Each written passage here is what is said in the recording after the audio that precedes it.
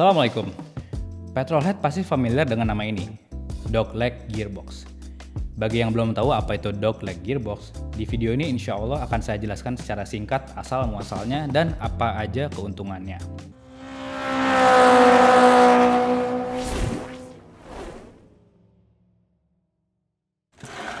Dogleg gearbox mempunyai pola perpindahan gigi yang berbeda dengan gearbox konvensional biasa yang kita sudah familiar. Dari netral ke gigi pertama, pergerakannya ke kiri terus ke bawah. Bentuk gearboxnya seperti gambar ini.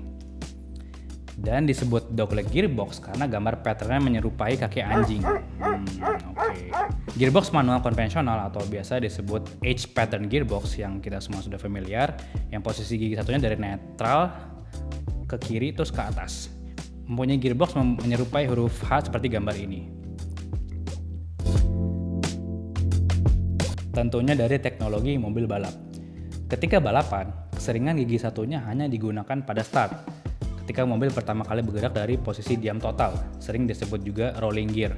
Bahkan di beberapa mobil sport modern seperti BMW M3 yang G80 paling baru, di mode launch controlnya bahkan startnya di gigi 2 karena torsinya besar dan power yang sangat agresif. Start di gigi 1 tidak memberikan grip yang maksimal.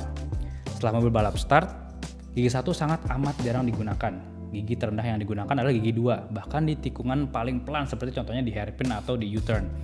Oleh karena itu, dogleg gearbox sangat memudahkan pembalap untuk mengoper gigi lebih cepat dan akurat dari 2 ke 3, 4 ke 5 itu hanya tinggal naik turun aja posisinya.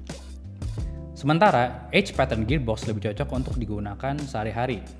Pertama, posisi gigi 1 dan 2-nya tuh segaris. Ini memudahkan pengemudi untuk ngoper dari gigi 1 ke 2 ketika lagi macet-macetan dan kondisinya padat merayap, lagi di perkotaan atau di komplek misalnya. Kondisi ini kurang ideal ketika lagi balapan, karena ngoper dari 2 ke 3 harus nyebrang dari kiri ke kanan. Dan ketika downshift juga rada ribet, harus ke bawah dulu, kemudian baru ke kiri. Ini memungkinkan untuk miss shift atau salah ngoper, itu akan lebih besar chance-nya. Yang pasti lebih lambat dari dogleg gearbox yang tinggal ngoper atas bawah aja. Pertama, meminimalisir driver untuk error atau salah masukin gigi ke 1 karena posisinya di bawah ke kiri. Kedua, shifting yang lebih cepat dari 2 ke 3 dan 4 ke 5, tinggal naik turun aja persnelingnya. Kalau dipakai untuk di jalanan biasa, ada PR kalau lagi macet-macetan, shifting dari gigi 1 ke 2 tuh perlu nyebrang.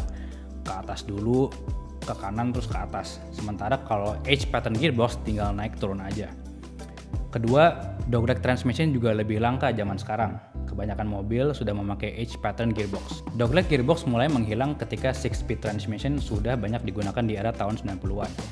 Dogleg transmission lebih banyak ditemukan di spek Eropa di tahun 80-an. Contohnya, BMW E30 M3 spek Eropa menggunakan dogleg gearbox, sementara yang spek US menggunakan H pattern gearbox. Alasannya simple, karena dogleg gearbox lebih umum dan lebih dikenal di Eropa dibandingkan di negara lain. Ketika level standarisasi mobil menjadi global, akhirnya dogleg gearbox menjadi minoritas dan akhirnya ditiadakan. Diganti dengan sequential manual gearbox, dual clutch transmission, dan transmisi otomatis juga semakin canggih dengan memakai pedal shift, tiptronic, dan lain-lain. Sehingga transmisi manual pun udah jadi nggak begitu populer lagi sekarang.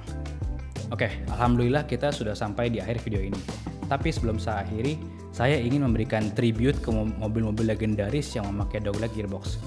Please enjoy and see you on the next video insya Allah.